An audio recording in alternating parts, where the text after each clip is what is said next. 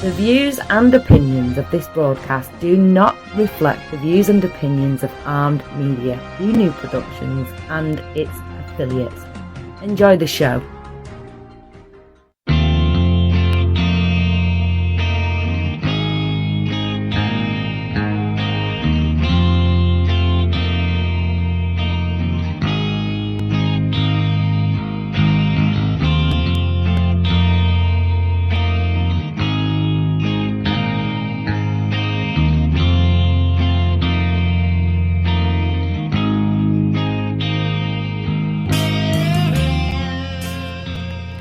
Hey guys, thanks for tuning in. It's Tuesday night right here on Armed Radio. My name is Daniel Sanders. Joining me is my co-host Rod Burks, and this is our inaugural show for 2AT, Second Amendment Talk. We will be discussing all things Second Amendment, politics revolving around the Second Amendment, things you can do to defend your home, defend yourself, defend others, so on and so forth. Rod, how you doing this evening?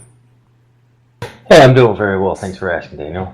Excellent, excellent. As we always do, we want to give a big shout out to all the troops out there deployed overseas, men, women, serving in uniform. You guys are doing a great job. Come home safe. Keep up the good work. Everybody here is rooting for you back home. So we're going to roll right on into it because we got a lot to talk about tonight. But before we really get into that, of course, you know, you've heard me on my other show on Monday nights, Two Beards Talking, right here on Armed Radio. And Rod, you've been on that show with me before. We've discussed things at length before, but I want you to tell the listeners out there a little bit about yourself and what you do, especially as a firearms instructor, so on and so forth. Hey, thanks, Daniel. I'm a retired Marine veteran and 20 years of active duty service. I've been actively involved in competitive shooting, and you know, that's really where my passion grew for Second Amendment, and I'm being able to teach people what it is I'm passionate about. Okay. Now, how long have you been working as a certified instructor? You know, Daniel, I started probably about 2 years ago, and I'll be honest, I did it for the tax write-off. I wanted a reason to be able to buy a lot of guns and firearms and be able to write it off as a tax deduction.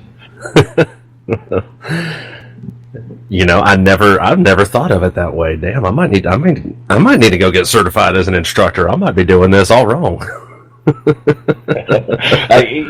If you look at the number of students I've had this year, I don't think I'm fooling anybody.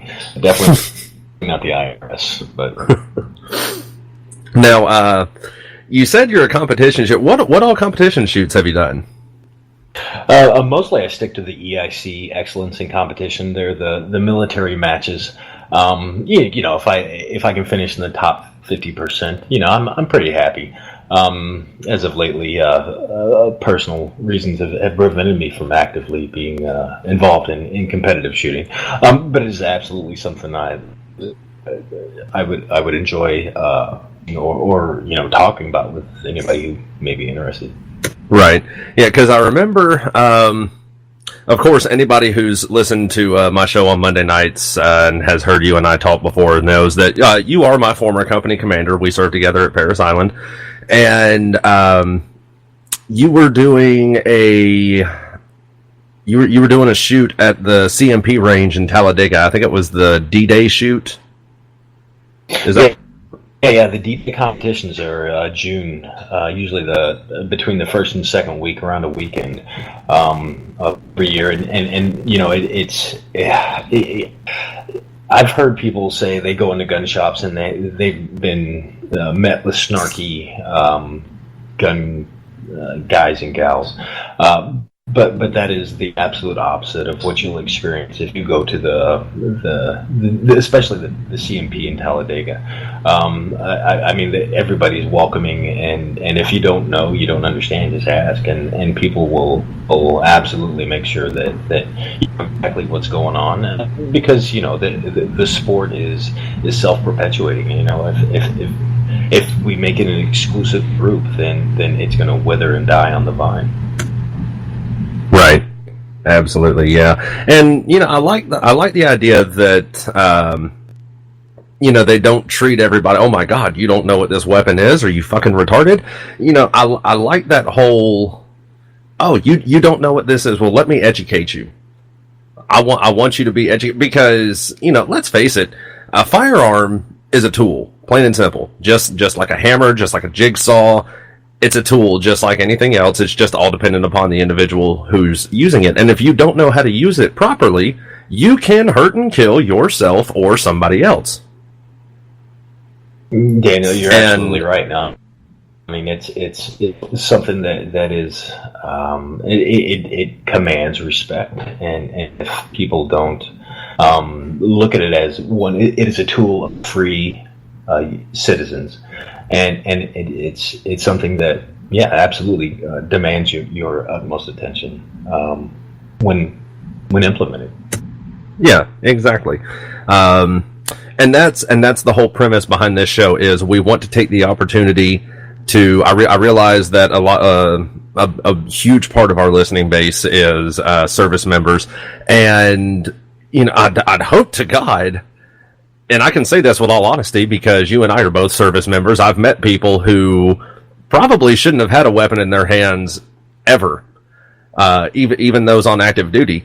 But that's the whole premise behind this show is we want to take the opportunity to educate and inform. And and I'm going to agree to disagree. I think everybody should have a firearm, but I think the onus of responsibility should be really what's inculcated to people who are given firearms, or at least, absolutely. I mean, this is something that, law enforcement used to come into schools and teach firearm safety. Law enforcement comes into the school with the DARE program, which, good, bad, or indifferent. Great, get law enforcement out there in front of the youth. Why aren't we doing this with firearms, though? That's my question. Right. Absolutely. Yeah. So, with that having been said, we're going to roll into it. We're going to start off with a little bit of history and breakdown of the Second Amendment. I have an article here pulled up in front of me. This is from the Cornell Law School. And it goes in depth into a breakdown of the Second Amendment. And of course, it starts off with the actual wording of the Second Amendment: a well-regulated militia being necessary to the security of a free state, the right of the people to keep and bear arms shall not be infringed. And it says, such language has created considerable debate regarding the amendment's intended scope. And that's, I'd say that's putting it lightly. Well, and I think that the people who say the language is can make it debatable are the same people who are trying to deprive you of those rights. Plain and simple, the Second Amendment does not give citizens the right to carry firearms. It prevents the government from taking away your rights to bear firearms. Right. And that, of course, was the issue. The very first case that came up about the Second Amendment was in 1939. The U.S. Supreme Court considered the matter in the United States versus Miller. And it says the court adopted a collective rights approach in this case, determining that Congress could regulate a sawed-off shotgun that had moved in interstate commerce under the National Firearms Act of 1934, because the evidence did not suggest that the shotgun, quote, has some reasonable relationship to the preservation or efficiency of a well-regulated militia, end quote. The court then explained that the framers included the Second Amendment to ensure the effectiveness of the military. Now, that was in 1939, United States versus Miller. Fast forward about 70 years to 2008, when you had the DC versus Heller case. And right. And in the Heller case, I think he was basically it was a group, a class action type lawsuit, because the District of Columbia had basically made it unlawful for anybody to have, hold, or own a firearm. And I think it was 1997. The whole premise behind the case was someone had used a handgun in the defense of their own house against a burglar, and they ended up being charged for it. Yeah. And that's what it says here. The plaintiff and Heller challenged the constitutionality of the Washington, D.C. handgun ban, a statute that had stood for 32 years. Many considered the statute to be the most stringent in the nation, and in a 5-4 decision, the court, meticulously detailing the history and tradition of the Second Amendment at the time of the Constitutional Convention, proclaimed that the Second Amendment established an individual right for U.S. citizens to possess firearms and struck down the D.C. handgun ban as violative of that right. Daniel, you said something in there, and you said a lot of words, and they're all very important. But the thing that concerns me most was what the vote was on this ruling. This is the Supreme Court. This is the highest judiciary branch in the United States, and they couldn't even agree. It just passed 5-4. Right. It says the majority carved out Miller as an exception to the general rule, of course referring to the U.S. versus Miller case, as an exception to the general rule that Americans may possess firearms, claiming that law-abiding citizens cannot use sawed-off shotguns for any law-abiding purpose. Similarly, the court, in its dicta, found regulations of similar weaponry that cannot be used for law-abiding purposes as laws that would not implicate the Second Amendment. Further, the court suggested that the United States Constitution would not disallow regulations prohibiting criminals and the mentally ill from firearm possession. Now, I'm looking... Let me ask you something. What does all that mean to you? Is the Second Amendment for hunters? Or tell me, what are you thinking? I believe that, as you've already said, I believe the Second Amendment was established to not to regulate the citizens, but to regulate the government from becoming a tyrannical government. You hit the nail right on the head. The Second Amendment isn't for. It does. Hunters are included in that, but so is every man and woman who's the United States citizen. Right. So, but the thing I want to look at, it says law-abiding citizens cannot use sawed-off shotguns for any law-abiding purpose. Now, I really, personally, don't see a difference between a shotgun with an 18-inch barrel and a shotgun with an 8-inch barrel. Both of them. Gun control isn't about controlling firearms. Gun control is about controlling people. Right.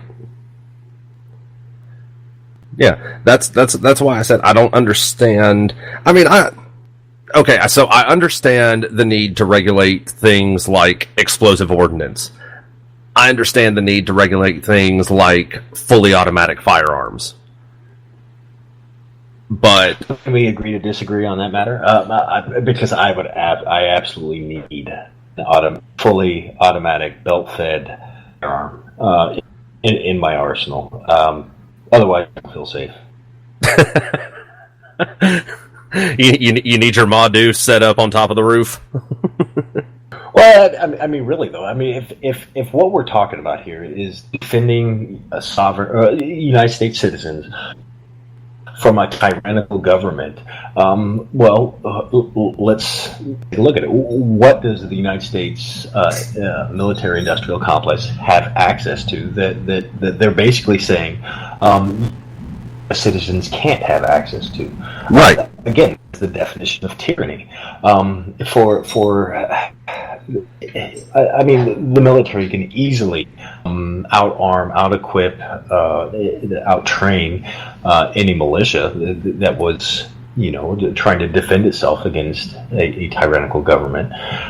So why do they have to stack the odds in their favor?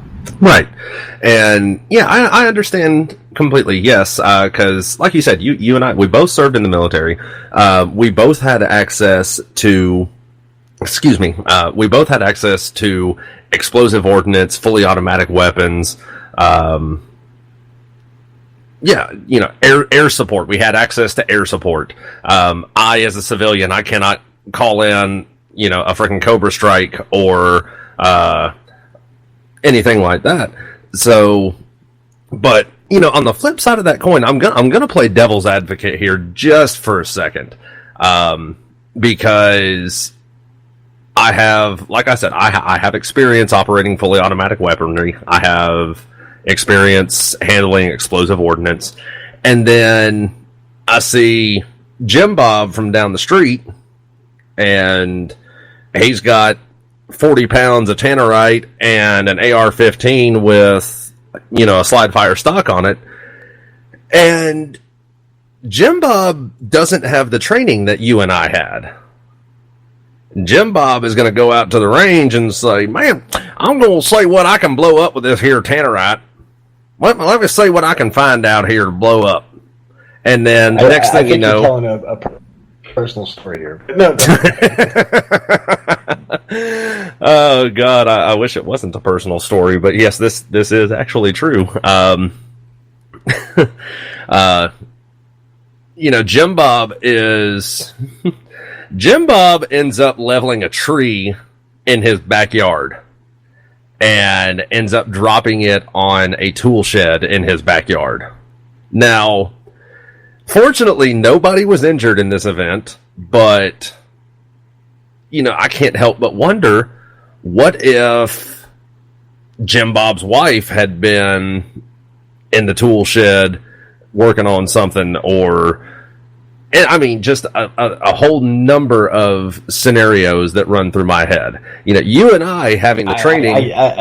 Daniel, I get what you're saying, man, and I understand, and there's a fine line between defending people's rights and preventing people from being stupid. But my point is this: you can't legislate the stupid of people. True. But whenever you use legislation because of stupid people, you get stupid laws. Right. And it just not only that, you get stupid legislators at that too. So, well, they're not stupid. Legislators are crafty, and they know what the people want to hear. And I don't know if it's happened before in history before our time, but I am surprised at the number of people who protest to have their rights taken away. Yeah, that is just. I don't even know where to begin with that, but this I have this audio clip here. This audio clip that I pulled is from a few weeks ago. I think about 3 or 4 weeks ago. Excuse me. And this is Sheila Jackson Lee talking about an AR-15. It's about a 15-second clip. So I'm going to play this right now. Here we go. I've held an AR-15 in my hand. I wish I had it. It is as heavy as 10 boxes that you might be moving. And the bullet that is utilized, a 50 caliber, these kinds of bullets, need to be licensed and do not need to be on the streets. So we're gonna break this down. Sheila Jackson Lee said that even though she wished she hadn't, she held an AR-15 in her hands, and it weighs about 10 boxes that you would be moving. Yeah, ridiculous. I mean, and obviously she's ignorant. But who is she trying to pander to? She's trying to get people to agree with her who are equally ignorant, and get on a bandwagon and support taking away other people's rights. It's all about people control, not gun control. Right. So I'm going to pull up some quick facts here to just like I said, so we can break down what she said. AR-15 is about as heavy as 10 boxes that you would be moving. First and foremost, I want to know what size box she's talking about, because you know as well as I do, an AR-15, even fully loaded with a 30-round magazine, only weighs about 8 pounds. Yeah, and maybe she's talking about boxes of chocolate. I mean, I don't know. Honestly, I don't think she could carry much more than that. Looking at her stack. That is highly possible. So it's about as heavy as 10 boxes that you would move. Okay, so we know 8 pounds. It's about as heavy as a gallon of liquid. Yeah, a gallon of milk. Yeah. Weighs about as much as a typical AR. No, I mean, you can always make them all bougie and Gucci them out with night vision and IR lights and suppressors and bipods and I'm looking over at my rifle now just to see what else I might have missed, but you get the idea. So you got a Ricky Recon rifle right there. Okay, I got you. Fake it till you make it, man. If you can't be a cool guy, pretend to be. Oh man, but yeah, the typical AR-15, like we said, weighs about 8 pounds. Now, she says it is chambered for a 50 caliber bullet. Well, I have seen ARs that are chambered for a 50 cal, not a 50 BMG. I think it was a 50 AE that I saw, which of course the 50 AE and the 50 BMG are two totally different beasts altogether. Yes, they're both 50 caliber rounds, but I think the 50 AE is a pistol caliber versus the 50 BMG being the round that everybody thinks of when they think of, say, a Barrett 50 cal. Yeah. I believe the Barrett 50 cal, each round weighs about 1,700 grains. That's devastation in a very small package. Right, and so I'm trying to find a conversion. So 1,700 grains is about a quarter of a pound. So if you had a magazine of 30 of these 50 caliber rounds, you would probably have about 15 pounds in just ammunition. But why regulate? I don't get her point. Who cares if it's a 50 caliber, a 25 millimeter, a 60 millimeter mortar? Why does it need to be regulated? Yeah, I agree entirely. Don't get me wrong, because that was, a few weeks ago on my other show, I talked about Beto O'Rourke and his little gun grabbing, trying to snatch AR-15s and everything, but he was more focused on the caliber of the round, the 5.56 by 45 millimeter NATO.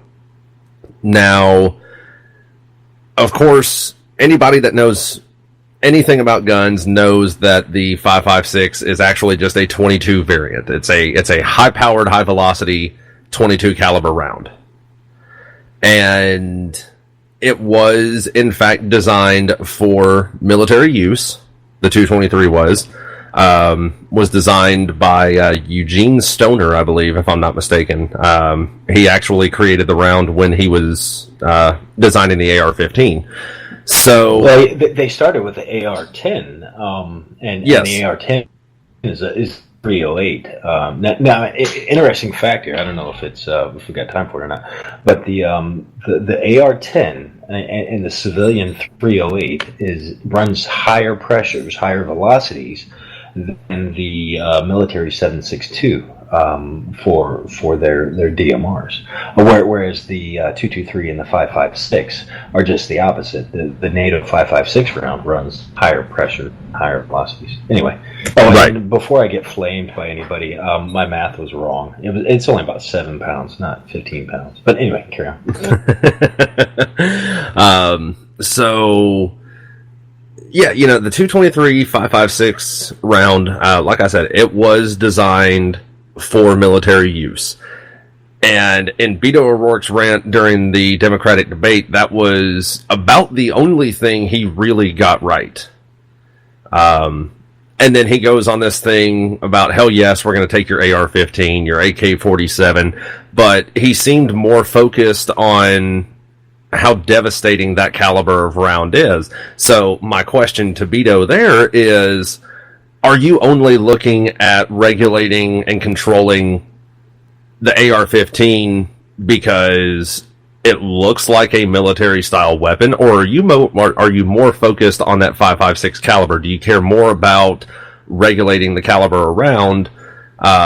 In which case, now you're talking about, I know Mossberg makes a bolt-action rifle chambered in a 5.56. I can get a bolt-action hunting rifle from several companies chambered in a 5.56 or a 223.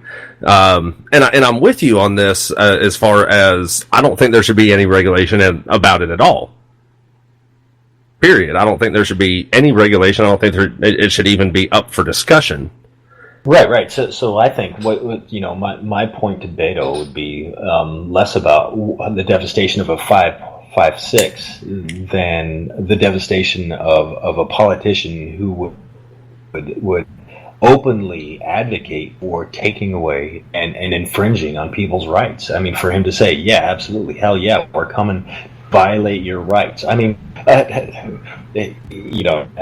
this is socialism and fascism all neatly packaged into this neoliberal kind of present that is full of debt and suffering. Yeah, absolutely. And this is how scary it has gotten. So before the show started, I went on the Merriam-Webster website here, and I pulled up the definition of assault weapon. And it says, any of various automatic or semi-automatic firearms, especially assault rifle. Well, let's see what their definition of assault rifle is. So I pulled that up. And it says, any of various intermediate range magazine-fed rifles, such as the AK-47, that can be set for automatic or semi-automatic fire. Also, a rifle that resembles a military assault rifle, but is designed to allow only semi-automatic fire. Now, so here's my problem with all of that. Whenever you use assault is literally a verb. But the media and Merriam-Webster and whoever is dictating what our lexicon means is taking this adjective and they're applying it they're taking a verb and they're trying to turn it into an adjective to say, this verb describes a firearm. So if the pen I have in my hand used to assault somebody, does that make it an assault pen? Yeah. So exactly. Are now all pens assault pens?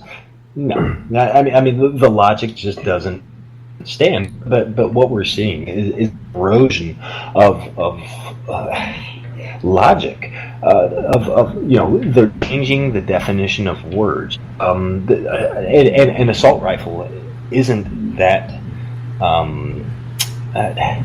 It hasn't been that widely used. I think the Germans it translated from firearm that I can't remember exactly. I'd have to look it up. I don't know if it was the NG-30. I think I know the one you're talking. I think it was the Sturmgewehr or something along those lines. Yeah, and it literally meant the assault rifle is a fully automatic open machine gun, if I remember correctly. So what's happened is somebody who's read a little bit knows, well, hey, they've latched onto this. It sounds good. It'll sell headlines. People will be interested in buying this paper because, assault rifle used in X, Y, and Z. But if we break it down,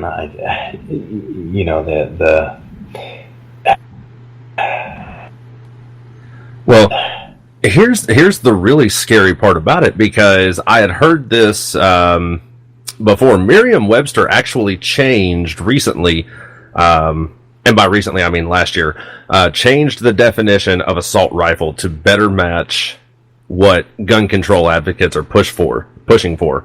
I have this article here. It's from thefederalist.com, and it's about Merriam-Webster changing their definition to match what gun control advocates want.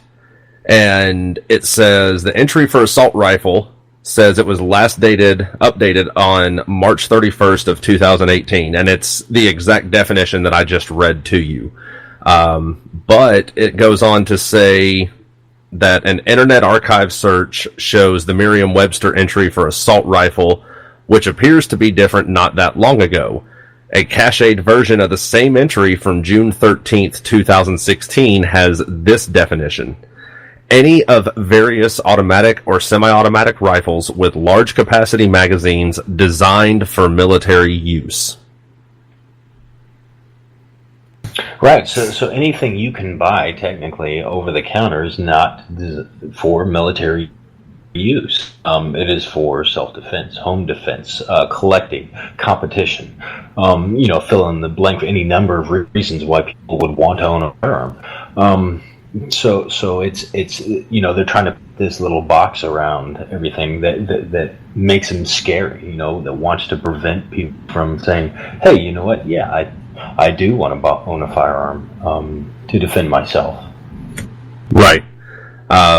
So I mean, now we're getting into now we're really getting into socialist type activity. The government controlling what the media says. Now, I'm not saying that somebody in the government had a hand in making Merriam-Webster change their online version of the definition of the term assault rifle. By no means am I saying that whatsoever. But yeah, and I think it comes with kind of this. People call it political correctness or trying to be more sensitive, and I'm not, I'm not advocating that people should just, be hurtful to anybody. But whenever we start, being kind of like changing the meaning of things, instead of like, you use the word weapon quite a bit during the show, and a weapon to me is something that only the military has, because a weapon is offensive in nature. Every single one of my firearms is for defense. So they're not weapons. They are firearms, guns, pistols, rifles, Springfield, SIG, whatever. Fill in the blank, but they're not a weapon. And I think it's very important to use the right words, the right terms to describe exactly what it is we're talking about. So that when people try to change those definitions, hopefully people in the future will look back on things like this and say, hey, you know what, this needs to stop. Wherever this road leads, I don't think we're going to lose firearms in our lifetime, but I worry about my children and my grandchildren. Right. So, yeah, I mean this. I was actually talking with you last week about this. I can't even think of his name right now off the top of my head. The representative from your state, South Carolina, Trey Gowdy. Yeah, Trey Gowdy. You're right. Yeah, he was. They were having a congressional hearing, and there was a representative from Department of Homeland Security that he was interviewing during this time, and this was about individuals who had been placed on a no-fly list. Automatically, their Second Amendment rights had been infringed upon. It was Second Amendment rights, but yeah, I see where you're going with this, and you're absolutely right. Trey Gowdy, very strong supporter of people's rights, and not just the rights we think of. He talks about the 4th and the 5th and the 9th, I think it's important that we look at what rights we do have, and defend those with the utmost passion, and to be I don't want to say violent, but have strong convictions about our rights, because we don't defend them, nobody else will. Right. And, like I was saying, he was talking about if an individual gets placed on a no-fly list, then that individual's Second Amendment rights become chilled until they are, especially if an individual feels they were unduly placed on that list, their rights are chilled until they are able to get their name removed from the list. And, he goes on to ask her, I understand this individual's thought process that he's okay with freezing somebody's Second Amendment rights until they can come off the list, but why don't we treat any other constitutional amendment the same way that we treat the second? Why is it that we don't have, if you get placed on this list, you cannot have a website or join the church until your name gets taken off the list? Or the Fourth Amendment, you cannot get a lawyer until your name gets taken off the list. Or the Eighth Amendment, we're going to subject you to cruel and unusual punishment until you get your name off of that list. We do not treat any other constitutional right the same way we treat the Second Amendment. In that, if anything happens, even an unjust event happens, your Second Amendment right is going to be the very first thing to go. You're still going to be able to have a website. You're still going to be able to have an attorney. You're still protected from waterboarding, but you're not going to be able to defend yourself.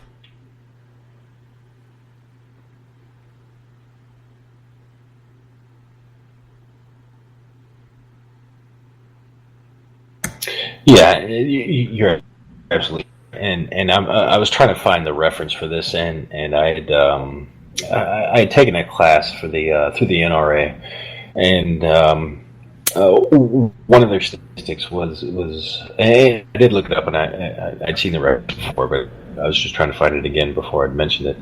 But there are more laws that govern the use and possession and ownership of firearms than govern medical practice.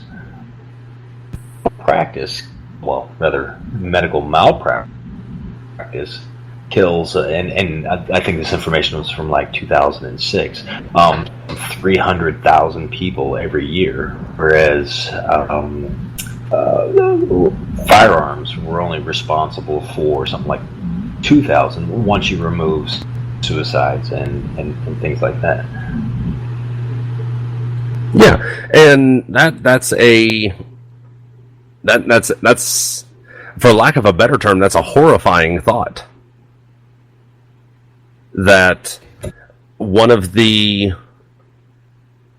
least used methods, and I'm going to use this term loosely, one of the least used methods for killing people, because not all malpractice is, just flat out blatant murder. I get shit happens. But right, but my point was that there's more laws that right. You have to, if you're a firearm owner, and let's say you're just basic entry level, there's a lot even then you need to know about what you're culpable for, all of the responsibilities you have to secure that firearm, and it varies from state to state. But as a patient who goes into a medical office, to know that there are more laws that tell me what I can and can't use to defend my house than what a doctor can and can't do in my treatment. That's yeah.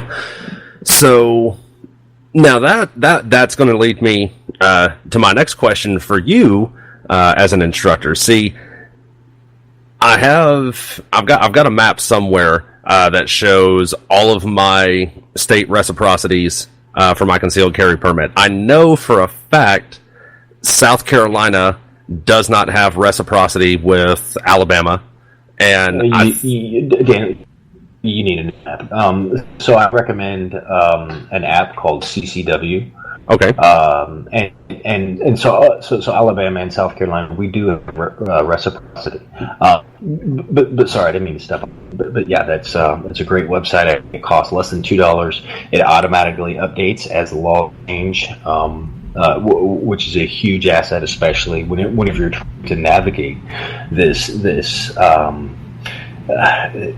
terrain where legislation is trying to find to take away your rights. In the state of South Carolina, if you violate one of their laws in CWP, you stand to, if you don't get a felony conviction, you're going to lose your CWP, basically your right to carry for 5 years. So I just think it's best to arm yourself with something that is always relevant, always updating, and is easy to access. Okay, so I actually just went and looked it up. So Alabama recognizes South Carolina, but South Carolina does not recognize Alabama. And what I read into about that was because South Carolina requires training for an individual to get a concealed carry permit. In Alabama, it's not required. I can walk into my sheriff's office and be in and out in 5 minutes with a concealed weapon permit. I have to have no training. I don't even have to sit through a class. All I got to do is submit to a quick background check, and then they take my picture, print my license off, and I'm good. So my question to you, as a certified instructor, do you feel that I'm not going to use the term required, but do you feel that anybody who is going to be a responsible firearm owner should take the opportunity themselves to go out and receive proper training? Absolutely. If you buy an automobile or if you're going to fly an aircraft, it makes sense that you take those steps to make sure that you're properly trained to do so safely. I mean, just like those things I mentioned, firearms are an investment. They're expensive. There's a lot that goes into them, and owning them and protecting them to make sure that they don't fall into the hands of an unauthorized user, namely children. I don't know about your family, but there are people in my family that I really don't want them to have a firearm in my house. But I would never infringe on their right to do so, but they're not going to use mine. You understand? Right. See, I am a huge proponent of individuals taking the time to train themselves, just like, as we've already established, a firearm is a tool. And if I don't know how to use this table saw sitting right here, I'm not going to use it until I've been taught properly how to use it, because last thing I want to do is get my thumb cut off. Same thing with a firearm. I'm not going to use it until I've been taught properly how to use it, because the last thing I want to do is shoot myself in the foot. Or worse. And that's, I am a lifetime member of the NRA. I'm not a paid spokesperson. It's not my wheelhouse. I'm not into politics. The NRA was founded and developed because there was a lack of education. After the Civil War, there were so many people that lost that institutional knowledge that they had gained, of marksmanship. So they started the NRA to teach people basically how to defend themselves using firearms. How to be practitioners of marksmanship. Right. And, you and I are both members of the NRA. Now I want to ask you this. What's your take on the NRA being labeled a domestic terror organization? Sticks and stones may break my bones, but words will never hurt me. I think it's ridiculous. I really do.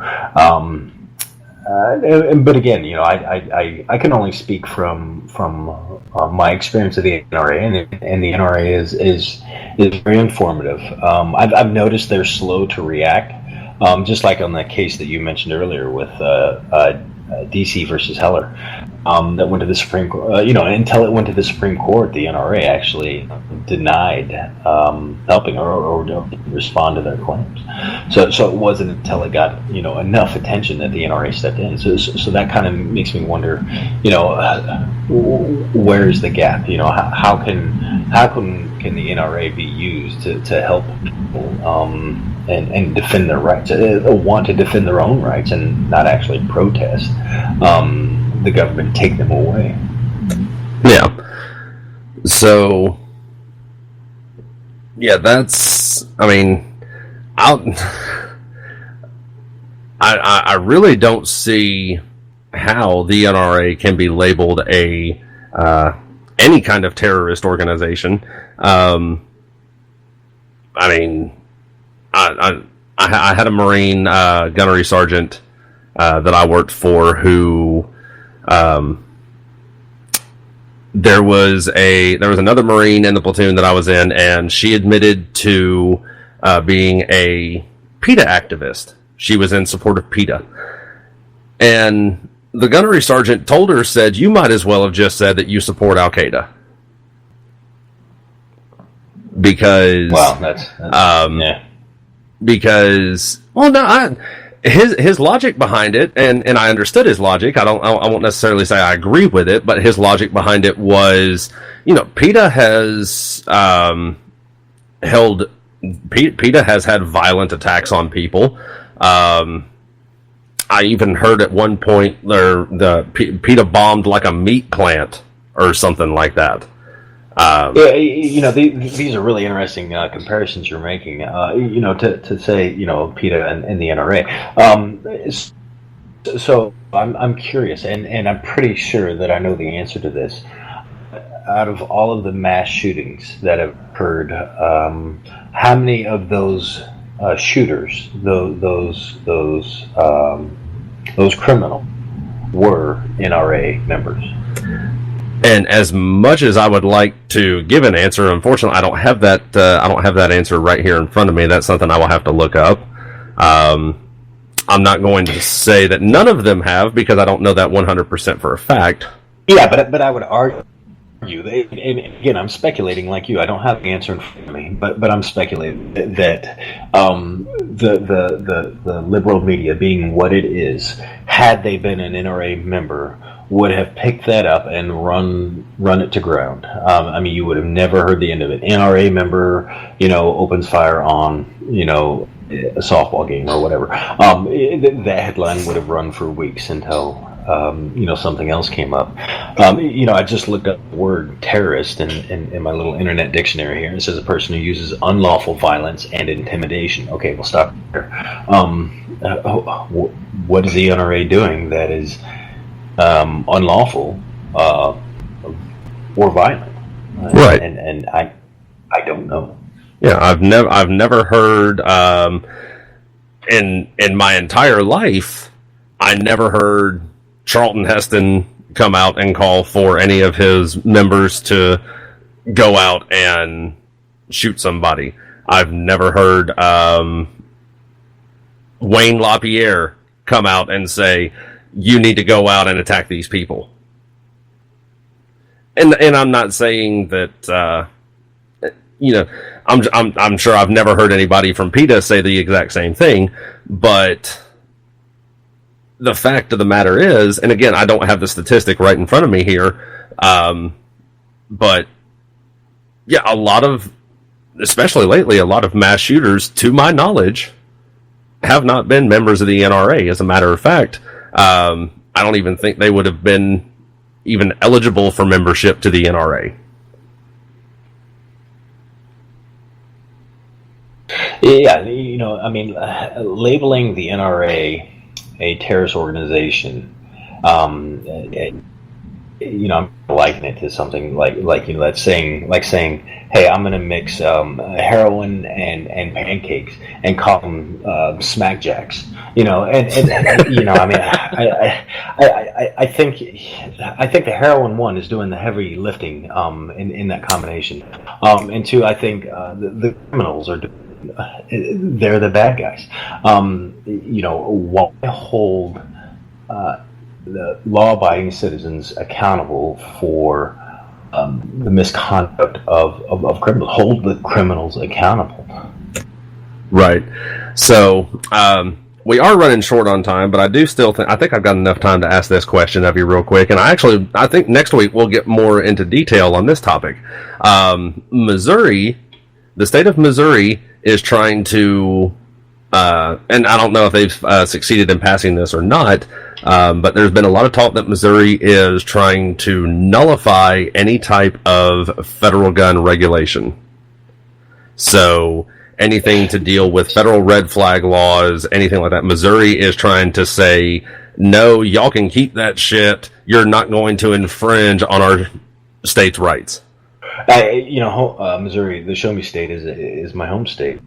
I don't know that or not, but I heard a lot about that. I read an article about it not long ago, and I realized it was pretty dated whenever I looked at it. So I think it was voted down, but that is refreshing to know that there are people who are willing to make a stand politically to say, hey, I support the Second Amendment and take it for what it is, and I would love to see them pass it, and then see what happens to numbers of violent crimes. And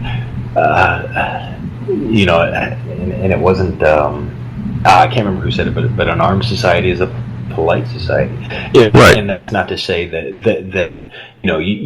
carrying a gun gives you power. It doesn't give you authority. It doesn't give you intimidation factor. But if everybody's armed, I think it instills a form of respect and dignity that is really kind of in short supply, in my opinion. Right. Well, if you look all throughout history, you look back to, I'll even go as recent as the Wild West. Back during that time period, if a man felt like he was dishonored by you, well, by God, meet me in the middle of town at noon. We're going to settle this once and for all. And it didn't. Of course, it's been speculated that the history books got all that wrong and everything. But I wouldn't doubt it in the least bit that those high noon shootings and everything. I think we should bring it back. Maybe we could do it with balls or something. Yeah. If you have a full matter and you get some of those pepper paintball things. Yeah. I don't know. Maybe I'm going to run for office in a small town and see if I can't get something like that back. Well, I mean, even my high school, if when I was younger in school, if two kids got into a fight, the principal didn't expel them or anything like that. He'd say, okay, well, we're going to take y'all out to the gym and slap the gloves on you and let you get it out of your system. And 9 times out of 10, literally, I only saw it happen one time where two kids actually did that. 9 times out of 10, it was, no, we're good. We got it out. We're good. Man, my principal just made us put our hands on the wall, and he had this paddle, and man, he lighted up. I tell you what, wow! But hey, you only did it once, though. I'm just saying. Well, now you will be happy to know I just pulled this article up here. This is from 6 days ago, and this is from the Kansas City Star. It says Missouri Senate passes gun nullification bill. Missouri Republicans moved a step closer in their attempt to nullify some federal gun laws Wednesday when the Senate passed legislation that would bar federal workers from state careers for enforcing such policies. So basically, I won't read the whole article. I've read it before. But basically what it's saying is if a federal worker comes in and tries to enforce a red flag law, then not only is the state going to shut it down, that individual later on in life will now be barred from working for any state, county, or city law enforcement agency or any other government position within the state.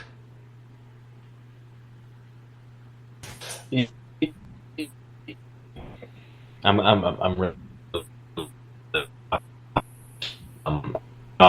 I don't know how many federal employees, aspire to be a Missouri State employee, but no, it's in the right direction, and it's not more unnecessary, meaningless restrictions on people's rights. Right. Well, we're running short on time here. We got just a couple of minutes left, so I'm going to take the opportunity to plug our Facebook page. It's the number 2AT-Second Amendment Talk. Go on there, look us up, like us, follow us, interact with us. Let us know your thoughts on what we've talked about tonight, and give us some thoughts on what we can talk about in the future, and so on and so forth. Give us a shout out, even if you don't like us. Let us know and give us some feedback, and we'll be more than happy to see what we can do to fix it. I don't think you on the air, whichever one. Yeah, that too. If your complaint is unfounded, then yeah, you're going to be made fun of. So exercise caution. If you're going to make fun of us, you got to be able to. If you can't dish it, or if you can't take it, don't dish it. Exactly. So yeah, I got nothing else. Rod, you got anything? It's been a pleasure for our show. I'd like to thank all of the men and women in uniform who make this country great, and those that may not even wear uniforms, that are continuing to keep our establishment, keep our freedoms, and keep us safe. Thank you. Excellent. Absolutely. Yes. I'll reiterate, if I can talk, what he said. A big thank you to the troops out there. Men, women serving overseas, y'all are doing a great job, and serving on the home front too. Even then, y'all are doing a great job. We really appreciate the good work. Come home safe, and everybody's rooting for you. Well, I got nothing else. So for Rod Burks, I'm Daniel Sanders. You've been listening to 2AT Second Amendment Talk right here on Armed Radio. Thanks for listening, everybody. Good night.